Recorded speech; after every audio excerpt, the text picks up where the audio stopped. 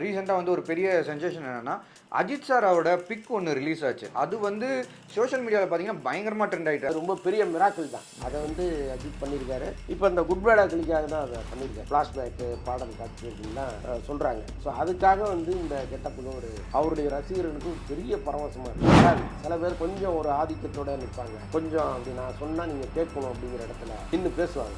Okay, அப்போ நான் ஏன் கேட்கணுங்கிற ஒரு இன்னொரு கேள்வி வரும், எதிர்கேள்வி வரும். ஸோ இதெல்லாம் உண்டு. இப்போ சில இயக்குநர்கள்ட்ட சில நடிகர்கள் நடிக்கவே மாட்டாங்க. ஐயா ஒரு டார்ச்சரியா போவே வேணாம், எவ்வளோ சம்பளம் வந்தாலும் போவேணான்லாம் இருப்பாங்க. முதல்ல அந்த டைரக்டர் நம்மகிட்ட எப்படி பழகுறாரு, அவருடைய நமக்கும் அவருக்குமான அந்த வேவ்ல இருந்து எப்படி இருக்குங்கிறத முதல்ல பார்ப்பேன். எங்கள் நட்பே வேறங்க. நீங்கள் ராத்திரி 2 மணி வரைக்கும் 2 பேரும் உட்காந்து பேசிட்டு அஜித்தினுடைய ரொம்ப அந்த க்ளோஸ் சர்க்கிளில் சிவா ஒருத்தராக இருக்கு. போனை போட்டு எங்கே இருக்கீங்க வாங்கன்னா அடுத்த நிமிஷம் அவர் அங்கே போயிடுவார். கங்குவா படத்தினுடைய பெரிய தோல்வி வந்து சிவாவை அடித்து சாட்சிச்சு. அவர் இதுலேருந்து மீண்டு வரத்துக்கு இன்னும் சில மாதங்கள் ஆகும், இந்த விமர்சனங்கள்லேருந்தெல்லாம் மீண்டு வரது. ஆனால் அஜித் வந்து கான்ஃபிடென்ட்டாக இருங்கன்னு சொல்லியிருக்கேன். கான்ஃபிடென்ட்டாக இருங்கன்னா என்ன அர்த்தம், நான் இருக்கேன் கவலைப்படாதீங்க.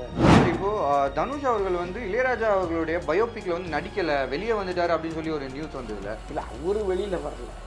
அந்த படத்தை தயாரிப்பு பெரும் நடிகரான சந்திரபாபு அவரோட பயோபிக்லயுமே வந்து தனுஷ் அவர்கள் நடிக்க போறாரு அப்படின்னு சொல்லி சொல்றாங்க. ஆமாம், அது ஒரு பக்கம் பேச்சுவார்த்தை போது ரொம்ப அதை ஸ்டார்ட் பண்ணிட்டாங்கன்னா அந்த கதைகள் இதெல்லாம் ரெடி பண்ணுற வேலைகளில் இறங்கிட்டாங்க. அதை உங்களுக்கு தெரியுமான்னு தெரியல. அந்த நாட்கள்னு ஒரு படம்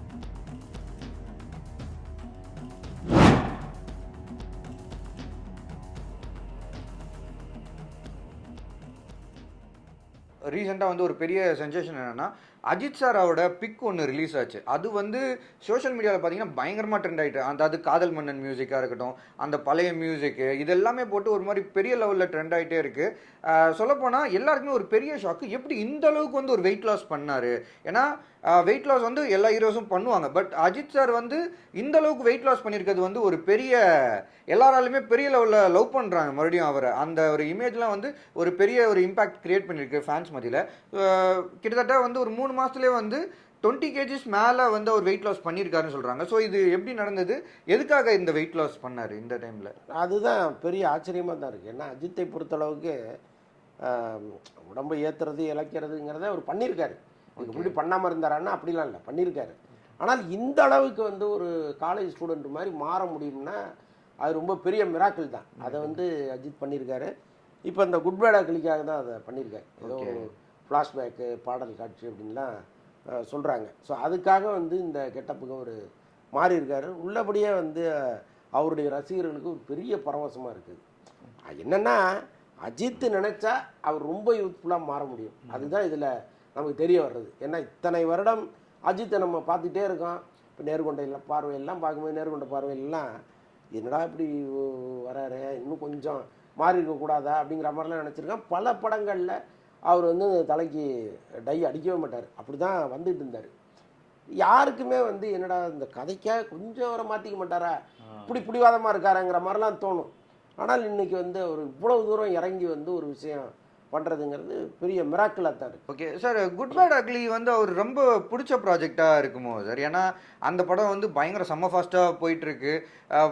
ரொம்ப நாளைக்கு அப்புறம் அஜித் சார் வந்து நிறைய கெட்டப்ஸ், அதாவது வேறு வேறு ஒரு கேங்ஸ்டர் மாதிரி கெட்டப்பில் பார்க்குறோம், ஒரு யோகை அந்த மாதிரியான ஒரு கெட்டப்லையும் பார்க்குறோம். ரொம்ப நாளைக்கு அப்புறம் நிறையா ஒரு வெர்சடைலான இதில் பார்க்குறோம். மங்காத்தால எப்படி ஒரு இதை எக்ஸ்பெக்ட் பண்ணுமோ அது மாதிரியான டோனில் நிறையா விஷயங்கள்லாம் பார்க்க முடியுது. ஸோ அந்த ப்ராஜெக்ட் அவர் ரொம்ப ஒரு க்ளோஸ் டு த ஆர்ட்டாக எடுத்து பண்ணிகிட்டு இருக்காரு. கட்டாயமாக அப்படி தான் நான் நினைக்கிறேன். இன்னொன்று வந்து ஆதிக் ரவிச்சந்திரன் அந்த பழகிற விதம், ஒரு விஷயத்தை சொல்லி அவங்கள வந்து அந்த இடத்துக்கு கொண்டு வர்றது இருக்குல்ல, அது சினிமாவில் ரொம்ப முக்கியம். அது வந்து எல்லா இயக்குநர்களுக்கும் வராது. சில பேர் கொஞ்சம் ஒரு ஆதிக்கத்தோடு நிற்பாங்க, கொஞ்சம் அப்படி நான் சொன்னால் நீங்கள் கேட்கணும் அப்படிங்கிற இடத்துல நின்று பேசுவாங்க. ஓகே, அப்போ நான் ஏன் கேட்கணுங்கிற ஒரு இன்னொரு கேள்வி வரும், எதிர்கேள்வி வரும். ஸோ இதெல்லாம் உண்டு. இப்போ சில இயக்குநர்கள்ட்ட சில நடிகர்கள் நடிக்கவே மாட்டாங்க. ஐயா ஒரு டார்ச்சரியா போவே வேணாம், எவ்வளோ சம்பளம் வந்தாலும் போவேணான்லாம் இருப்பாங்க. அஜித்தெல்லாம் பல இயக்குநர்கள் அப்படி புறக்கணிச்சிருக்காரு. அஜித்தை பொறுத்தளவுக்கு நீங்கள் ரீச் பண்ணுறதுங்கிறதே ஒரு தனி கலையாக இருக்கணும். அவருக்கு வந்து ரொம்ப மனசுக்கு பிடிச்சாதான் அந்த ப்ராஜெக்ட் உள்ளே வருவார், இல்லைன்னா யாராக இருந்தாலும் வரமாட்டார். அப்படி ஒரு கேரக்டர் அவர். பட் மற்ற நடிகர்கள் அப்படி கிடையாது. சம்பளத்தை பார்ப்பாங்க, கம்பெனியை பார்ப்பாங்க, கதையை பார்ப்பாங்க. ஆனால் அஜித்துக்கு முதல்ல அந்த டைரக்டர் நம்மகிட்ட எப்படி பழகுறாரு, அவருடைய நமக்கும் அவருக்குமான அந்த வேவ் லென்த்து எப்படி இருக்குங்கிறத முதல்ல பார்ப்பாரு. ஓகே. இப்போ ஒரு டைரக்டர்கிட்ட கமிட் பண்ணுறதுக்கு முன்னாடி கதை கேட்குறாங்கல்ல, அப்பயே ஒரு 10 முறை வாங்கம்பாரு, ஒரு டின்னர் உட்காருவாங்க, ஃப்ரெண்ட்லியாக ஒரு காஃபி குடிப்பாங்க, அப்படி பேசிகிட்டு இருப்பாங்க. அப்போ வந்து அவருக்கு அவரை பிடிக்கணும். ஓ! பிடிச்சாதான் அதுக்குள்ளேயே போவார் அவர். ஓகே. அப்படி ஆதிக்க ரவிச்சந்திரனோட அவர் போகும்போது அவருக்கு ரொம்ப பிடிச்சிருச்சு. ஓகே. ஸோ அதுக்காக தான் அவர் சொல்கிறபடியெல்லாம் அவர் மாறிக்கிட்டே இருக்காரு. ஓகே. இதை செய்யுங்க அதை செய்யுங்கன்னா எல்லாத்துக்கும் அவர் ஓகே சொல்கிறார். எப்போதுலேருந்து இந்த மாதிரியான ஒரு மெத்தடை ஃபாலோ பண்ணுறாரு சார் அஜித்? அவர் ரொம்ப காலமாக அப்படி தான் இருக்கார். இப்போ கே. சிவகுமார் அந்த மாதிரி டேரக்டர் சொல்லி இல்லை, அந்த காலத்தில் இல்லை, நான் சொல்கிறது வந்து ஒரு நான்கடவுள் காலத்தில் ஒரு பிரச்சனை ஏற்பட்டு அதுக்கப்புறம் சில படங்கள் பண்ணி கொஞ்சம் அவர் ஒரு மன ரீதியாக ஒரு ஒட்டுதல் இல்லாமல் இருந்தார் இல்லையா, அப்போ சில முடிவுகளை அவர் எடுத்து தான் நமக்கு ஃப்ரெண்ட்லியான இயக்குநர்களோட தான் நம்ம ட்ராவல் பண்ணுங்கிற ஒரு விஷயத்துக்கு வந்தார். இப்போ அதனால தான் சித்த சிவா அவரோட ரொம்ப வருஷம் ட்ராவல் பண்ணது அதான். அவங்க நட்பே வேறங்க. நீங்கள் ராத்திரி 2 மணி வரைக்கும் 2 பேரும் உட்காந்து பேசிகிட்டு இருப்பாங்க. ஓ. அவன் விஜயினுடைய அஜித்தினுடைய ரொம்ப அந்த க்ளோஸ் சர்க்கிளில் சிவா ஒருத்தராக இருக்கார். ஃபோனை போட்டு எங்கே இருக்கீங்க வாங்கன்னா அடுத்த நிமிஷம் அவர் அங்கே போயிடுவார். சிவா போயிடுவார். அதே மாதிரி ரொம்ப கேஷுவலாக கிளம்பி சிவா வீட்டுக்கு வருவார். ஸோ அந்த அளவுக்கு வந்து 2 பேரும் ரொம்ப ரொம்ப ஃப்ரெண்ட்ஸு. ஸோ அதனால தான் வந்து தொடர்ந்து சிவாவுக்கு ஒரு படம் கொடுக்கறது. இப்போ பாருங்களேன், இப்போ கங்குவா படத்தினுடைய பெரிய தோல்வி வந்து சிவாவை அடித்து சாய்ச்சிருச்சு. அவர் இதுலேருந்து மீண்டு வரத்துக்கு இன்னும் சில மாதங்கள் ஆகும், இந்த விமர்சனங்கள்லேருந்தெல்லாம் மீண்டு வரத்துக்கு. ஆனால் அஜித் வந்து கான்ஃபிடென்ட்டாக இருங்கன்னு சொல்லியிருக்காரு. புரியுதா உங்களுக்கு? புரியுது. கான்ஃபிடென்ட்டாக இருங்கன்னா என்ன அர்த்தம்? நான் இருக்கேன், கவலைப்படாதீங்க அப்படிங்கிறது தானே அர்த்தம். ஸோ அதனால் அப்படி ஒருத்தர் கீழே விழும்போது கை தூக்கி விடுகிறதுங்கிறது ஒரு தனி பண்பு.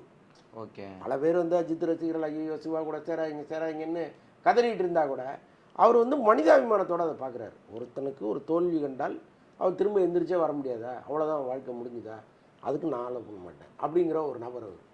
ஸோ அதுதான் இதில் இப்போ வந்து இந்த கெட்டப்ஸ் இந்த இதெல்லாம் பார்க்கும்போது, அதாவது ஆல்ரெடி வந்து இப்போ ரீசெண்டாக ஒரு விடாமுயற்சி ட்ரெய்லர் ரிலீஸ் ஆச்சு. அது வந்து ஒரு ஹாலிவுட் கிளாஸில் இருந்தது, வேற லெவலில் இருந்தது. ஃபஸ்ட்டு வந்து அதையுமே கிண்டல் பண்ணாங்க.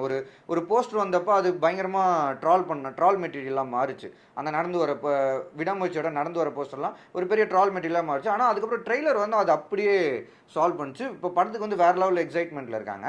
குட் பேட் அக்லியும் பார்த்தீங்கன்னா இப்போ வெயிட் லாஸ்லாம் பண்ணி அந்த ஒரு ஸ்டில்ஸுமே ஒரு பெரிய எதிர்பார்ப்பை வந்து கிரியேட் பண்ணிகிட்டே இருக்கு. ஆனால் இன்னொரு பக்கம் அவர் வந்து கார் ரேஸில் வந்து ரொம்ப இன்வால்வாக இருக்காருன்னு சொல்லி ஃபஸ்ட்டு நியூஸ் பார்த்தோம். ஆனால் அதுக்கப்புறம் அதில் வர ஒரு அப்டேட்ஸும் பார்த்தோன்னா இவர் வந்து அதை வந்து பெரிய பேஷனாக எடுத்துகிட்டு பண்ணுறாருன்றது ரொம்ப தெரியுது. பெருசாக இன்வெஸ்ட் பண்ணுறாரு, சொந்த கம்பெனியவே உள்ளே இறக்குறாரு. அதுக்கப்புறம் பெரிய பெரிய ஈவெண்ட்ஸ், கார் ரேஸ் ஈவெண்ட்ஸ்லையுமே பார்ட்டிசிபேட் பண்ண போகிறாரு தொடர்ச்சியாக அப்படின்னு சொல்லி பார்க்குறோம். அப்படி இருக்கும்போது அவர் சினிமாவை எப்படி சார் பார்க்குறாரு? அடுத்த கட்டம் நிறையா ப்ராஜெக்ட்ஸ் ஏதாவது சைன் பண்ணியிருக்காரா? இல்லை, இப்போதைக்கு இல்லை. இப்போதைக்கு ஆதிக் படம் தான். விடாமுயற்சி ஆதிக் படத்தை முடிச்சுட்டு அவர் நேராக ரேஸுக்கு போகிறாரு. ஓகே. அங்கே எல்லாத்தையும் முடிச்சுட்டு திரும்பி வந்து தான் அவர் அடுத்த படத்தையே ஃபிக்ஸ் பண்ணுவார். இப்போதைக்கு ஒன்றும் எந்த பேச்சுவார்த்தையும் நடக்கலை.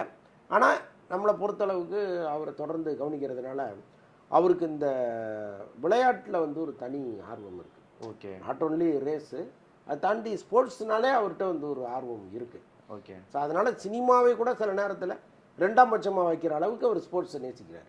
ஓகே. ஸோ அதுதான் இதில் வந்து அவர் நிறைய அதில் கான்சன்ட்ரேட் பண்ணுறதுக்கு காரணம். சிவகார்த்திகேயன், சுதா கோங்கரா அவங்க ப்ராஜெக்ட் வந்து ஒரு பெரிய பேசுபொருளாக மாறி இருக்குன்னே சொல்லலாம். கிட்டத்தட்ட சிவா அவரோட கெரியரில் பெரிய பட்ஜெட் இந்த படம். கிட்டத்தட்ட 250 கோடி ரூபாய் வந்து படத்தோட பட்ஜெட். அதில் 150 crores வந்து முழுக்க படத்துக்காகவே செலவு பண்ணுறாங்க அப்படின்னு சொல்லி சொல்கிறாங்க. அந்த ப்ராஜெக்ட் எப்படி சார்? ஆக்சுவலாக என்ன அவங்க குக் பண்ணுறாங்க? இல்லை, ஆக்சுவலாக இந்த படத்தினுடைய பட்ஜெட் வந்து கிட்டத்தட்ட 160 கோடி ரூபா. ஓகே. இதில் வந்து ப்ராஃபிட் ஷேரிங்கிற மாதிரி முதல் முறையாக தமிழ் சினிமாவில் கொண்டு வராங்க. இப்போ இது வந்து தெலுங்கு படங்களில் இருக்குது. இப்போ ஹீரோ வந்து ஒரு சம்பளத்தை வாங்கிப்பார் ஒரு அட்வான்ஸாக, அதுக்கப்புறம் படம் ரிலீஸுக்கு பிறகு வர்ற ப்ராஃபிட்டில் ஷேர். இப்போ அல்லு அர்ஜுனுக்கெல்லாம் ப்ராஃபிட் ஷேர் தான். இப்போ இந்த படம் ஓடின ஓட்டத்துக்கு அவர் கிட்டத்தட்ட அவருக்கே ஒரு 300 கோடி வருங்கிறாங்க. ஓகே. வேறு அல்லு அர்ஜுனுக்கு அப்படி பார்த்தீங்கன்னா ஒரு படத்தினுடைய சம்பளம் 300 கோடின்னு எடுத்துக்கங்களேன். ஒரு பெரிய சம்பளம் இல்லை அது. ஸோ அந்த மாதிரி வந்து ப்ராஃபிட் ஷேரிங்கிறது மற்ற லாங்குவேஜில் இல்லை, அங்கே தெலுங்கில் மட்டும் இருக்குது. ஏன்னா அவங்களுக்குள்ள தயாரிப்பாளருக்கும் இயக்குனருக்கும் ஒரு பெரிய அண்டர்ஸ்டாண்டிங் இருக்குது. இன்னொன்று உறவினர்களாக இருப்பாங்க. இப்போ ஒரு தயாரிப்பாளர் இருக்காருன்னா அவருடைய உறவினராக இந்த ஹீரோ இருப்பார். ஸோ இதனால் வந்து அவங்களுக்கு ஒரு பிரச்சனை கிடையாது. பட் இங்கே வந்து நான் அப்புறம் தர்றேன்னா அப்புறம் நீங்கள் வாங்க முடியாது. ஸோ அதனால் வந்து பல ஹீரோக்கள் என்ன பண்ணுறாங்க, டப்பிங் பேசுறதுக்கு முன்னாடி என் சம்பளம் மொத்தத்தையும் கொடுன்னு பிடிங்கிறாங்க. ஸோ இந்த முறை இங்கே மாறணும். நான் வந்து என் மேலே நீ நம்பிக்கை வைக்கணும், உன் மேலே நான் நம்பிக்கை வைக்கணும். இது இருந்ததுன்னா இண்டஸ்ட்ரி இன்னும் நல்லா வரும். ஸோ அதை வந்து முதல் இனிஷியேட் பண்ணியிருக்கிறாங்க சுதா கொங்குராவும் சிவகார்த்திகேயனும். ஜெயம் ரவி கூட அந்த ஒரு பேஸ்ல தான் ஜாயின் பண்ணிருக்காரு அப்படின்றாங்க. அதான் படத்தில் உள்ளே வந்திருக்கிற பல பேருக்கு இது ப்ராஃபிட் ஷேரிங்கிற மாதிரி தான் வராங்க. அப்போ தான் அந்த காசை படத்துக்குள்ளே போட முடியும். நீங்கள் படத்துக்காக வாங்கிட்டு அதை சம்பளமாக பிரித்து கொடுத்துட்டு கையில் காசு இல்லாமல் என்ன எடுக்க முடியும் உங்களால்? ஓகே. நீங்கள் கிராண்டியராக ஏன் தெலுங்கு படங்கள் இருக்குது நம்ம படங்கள் குறையுதுன்னா மொத்த சம்பளத்தையும் இவங்க வாங்கிடுறாங்க முன்னாடியே. ஓகே. அப்போ படத்துக்கு செலவு பண்ணுறதுக்கு காசு கிடையாது. அங்கே அப்படி கிடையாது.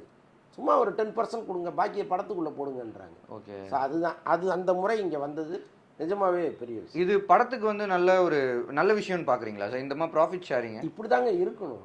ஓகே. இது இருந்ததுன்னா படம் கிராண்டியராக இருக்கும். படம் கிராண்டியர். அப்போ லாஸ்ன்னு வரும்போது அதுக்கு தகுந்த மாதிரி ஷேரிங் தான் எல்லாத்துக்குமே போகும். அவ்வளோதான். ஓகே. ஓகே. அப்போ எல்லாருக்குமே அதுக்குள்ள ஒரு அக்கறை இருக்கும். அது நம்ம படம், நமக்கு லாபத்தை கொடுக்க போகிற படங்கிறது ஒரு அக்கறை இருக்கும். Okay sir. இந்த படத்தில் வந்து ஃபஸ்ட்டு வந்து சூர்யா, அதுக்கப்புறம் துல்கர் சல்மான், அதுக்கப்புறம் ஃபகாத், நசரியா இவங்க இருந்தது. இது அப்படியே இப்போ மாறி இருக்கு. இது எப்படி பார்க்குறீங்க சார்? எதனால இந்த சேஞ்சு? இல்லை, அவங்க முதல்ல 2Dக்கு பண்ணும் பொழுது பேசப்பட்ட விஷயம் அது. அவங்கெல்லாம் அந்த படத்துக்குள்ளே இருக்கணும்ன்ட்டு அவங்களுக்கெல்லாம் ஒரு சின்ன சின்ன அட்வான்ஸ் கூட கொடுத்துருக்குறாங்க. ஓகே. ஸோ அதனால் அப்போ பிளான் பண்ணது. இப்போ டோட்டலாக ப்ராஜெக்ட் வேறு ஒரு இடத்துக்கு வரும்பொழுது அந்த கலரையே மாற்றணும்னு அவங்க நினைக்கிறாங்க. அதனால தான் வேற சார். எதனால ஆக்சுவலாக இது நடந்தது? ஏன்னா சூர்யா சுதாகோங்கிற காம்போ வந்து ஒரு பெரிய சக்ஸஸை கொடுத்த காம்போ. படம் பெரிய பிளாக் பஸ்டர் ஆச்சு. ஆனால் அப்படி இருக்கும்போது சூர்யா அவர்கள் ஏன் இந்த படத்தில் கமிட் ஆகிட்டு அந்த காம்போவை விட்டு ஏன் அவர் வெளியே வரணும்? அதாவது கெட்ட நேரம் வந்து எடுக்கிற முடிவெல்லாம் தப்பாக தான் இருக்கும். பாருங்கள், தொடர்ந்து அவருடைய படங்கள் ஃபெயிலியர் ஆகிட்டே இருக்குது. இன்னொரு பக்கம் எடுக்கிற முடிவுகள் எல்லாமே தப்பாக இருக்குது. சுதா கொங்குரா மாதிரி இயக்குனரெல்லாம் அவர் விடலாமா? அப்போது அவர் ஏன் அப்படி ஒரு முடிவு எடுத்தாருன்னு தெரில. அவர் அதை நம்ம பல இன்டர்வியூவில் நம்ம சொல்லிட்டோம் என்ன காரணங்கிறது. அதுதான் இப்போ இந்திய எதிர்ப்பை மையப்படுத்திய படம் இது. அவர் அங்கே இந்தி பெல்ட்டில் பல படங்கள் நடிக்கணும்னு பிளான் பண்ணார். ஸோ இங்கே இந்திய எதிர்ப்புக்கு ஆதரவாக ஒரு படத்தில் நடிச்சுட்டு அங்கே போய் இந்தி படத்தில் நடித்தா அது கான்ஃபிடண்ட்டாக அங்கே நடிக்க முடியாது, பிரச்சனை ஆயிரும். ஓகே. ஸோ அங்கேயே பல பேர் வந்து கேள்வி கேட்பாங்க, அது தேவையில்லாத பிரச்சனையை உருவாக்குங்கிறதுனால தான் அவர் என்ன பண்ணிட்டாரு, இல்லை வேண்டாம் இந்த படத்தை எடுத்து வச்சுட்டு நம்ம வேறு படம் பண்ணலாங்கும் போது இவங்க என்னடா இந்த படத்துக்காக இவ்வளவு நாள் நம்ம ஒர்க் பண்ணோம், கிட்டத்தட்ட 2 வருஷம் அந்த படத்துக்காக உழைச்சிருக்கோம், இப்போ இவர் வேணான்னு சொன்னாருன்னா அது எப்படி கேட்க முடியும்? நம்ம அங்கே ஒரு ஆர்குமெண்ட் ஸ்டார்ட் ஆகுது. அதுக்கப்புறம் அது வந்து தேவையில்லை அப்படின்ட்டு 2 பேரும் விலகிட்டாங்க. சார், இப்போது தனுஷ் அவர்கள் வந்து இளையராஜா அவர்களுடைய பயோபிக்கில் வந்து நடிக்கலை, வெளியே வந்துட்டார் அப்படின்னு சொல்லி ஒரு நியூஸ் வந்ததில்ல, அது உண்மையா? அது இல்லை, அவரு வெளியில் வரல. ஓகே. அந்த படத்தை தயாரிப்பதாக இருந்த பட நிறுவனம் அவ்வளோ ஒர்த்தான நிறுவனம் இல்லைங்கிறது உங்களுக்கு அப்புறம் தான் தெரிஞ்சிருக்கு. ஓகே. ஆக்சுவலாக மும்பையிலேருந்து வந்த நிறுவனம் வந்து பல கோடிகள் செலவு பண்ணுவாங்கன்னு நினச்சி வந்தாங்க. பட் அவங்க ஏதோ அப்படி சரியான நிறுவனம் இல்லைங்கிற மாதிரி இவங்களுக்கு தோணியிருக்கு. இப்போ அவங்க பேக் அவுட் ஆகிட்டாங்க. ப்ராஜெக்ட் அப்படியே இருக்குது. ஓகே. அதுக்கான வேலைகள் நடந்துகிட்டே இருக்குது. வேற ஒரு நிறுவனம் வரும்பொழுது அவங்களோட ஜாயின் பண்ணி போடுவாங்க. Okay sir. பழம்பெரும் நடிகரான சந்திரபாபு அவரோட பயோபிக்லேயுமே வந்து தனுஷ் அவர்கள் நடிக்க போகிறாரு அப்படின்னு சொல்லி சொல்கிறாங்களே. ஆமாம், அது ஒரு பக்கம் பேச்சுவார்த்தை போகுது. ரொம்ப அதை ஸ்டார்ட் பண்ணிட்டாங்கன்னா அந்த கதைகள் இதெல்லாம் ரெடி பண்ணுற வேலைகளில் இறங்கிட்டாங்க. அது வந்து ரொம்ப அது ஒரு கதை உங்களுக்கு தெரியுமான்னு தெரில. அந்த நாட்கள்னு ஒரு படம் வந்துச்சு. லவ் பண்ணி ஒரு பொண்ணை கல்யாணம் பண்ணிட்டு வருவார், லவ் பண்ணுவார் பாக்கியராஜ். Okay okay. அவர் ஒரு மலையாளி, ஹார்மோனியம் பெட்டிலாம் எடுத்துகிட்டு லவ் பண்ணுவார். கடைசியில் ராஜேஷ் வந்து ஒரு டாக்டரு, அவர் வந்து அம்பிகாவை கல்யாணம் பண்ணிப்பார். அப்போ ஃபஸ்ட் நைட்டில் வந்து அம்பிகா பாக்கியராஜ் கதையை அவர் கேட்டுட்டு அன்னைக்கே அவங்க 2 பேரையும் சேர்த்து வச்சுருவார். சேர்த்து வச்சுட்டு அவர் நீங்கள் 2 பேரும் நல்லா இருங்கன்னுவார். இதுதான் கதை. நல்லா இருங்கன்னு சொல்லுவார். ஆனால் அதை பாக்கியராஜ் ஒத்துக்க மாட்டார். அவர் ரொம்ப ஒரு மாதிரி ஸ்டன்னிங்கான கிளைமாக்ஸ். ஓகே. என்னுடைய காதலி உனக்கு மனைவியாக, மனைவி எனக்கு மனைவியாக முடியாதுன்னு அது ஒன்று வரும். ஓகே. ஸோ அருமையான டைலாக் அது. ஸோ அதுதான் வந்து சந்திரபாபு கதை. சந்திரபாபு வந்து கல்யாணம் பண்ணிட்டு வரும்பொழுது அவருடைய மனைவிக்கு வேற ஒரு காதல் இருந்தது தெரிஞ்சு அவங்களோட சேர்த்து வச்சுட்டார் அவர். ஓகே. அதுதான் வந்து ஒரிஜினல் கதை. ஸோ அதை வந்து இந்த அந்த நாட்களில் கொஞ்சம் அடாப்ட் பண்ணியிருப்பாங்க. ஸோ அவருடைய லைஃப் ஹிஸ்ட்ரி எடுக்கும் பொழுது அவர் ரொம்ப அப்படி வாழ்ந்தவர். சந்திரபாபு வந்து அவர் வாழ்ந்த காலத்தில் அவ்வளோ கிராண்டியராக வாழ்ந்தவர். ஆக்சுவலாக வெளியில் போயிட்டு வந்தாருன்னா அவர் கார் வந்து நேராக பெட்ரூம் வரைக்கும் போகுமா, 2nd ஃப்ளோரில் பெட்ரூம் வரைக்கும் போகிற மாதிரி அப்படி கட்டினார் வீடு. அப்படியே காரை நிறுத்திட்டு போய் பெட்டில் படுக்கிற அளவுக்கு அவ்வளோ வசதியான வீடுகள்லாம் கட்டினவர். கடைசியாக எல்லாத்தையும் இழந்து தெருவுக்கு வந்தார். அப்படி ஒரு கதைகள்லாம் உண்டு அவருக்கு. ஓகே. ஸோ அவருடைய வாழ்க்கை வரலாறு எடுக்கும். ஓகே. நிறைய இன்ட்ரெஸ்டிங்கான அப்டேட்ஸ் எங்களோட ஷேர் பண்ணீங்க. நேரம் அதுக்கு நன்றி.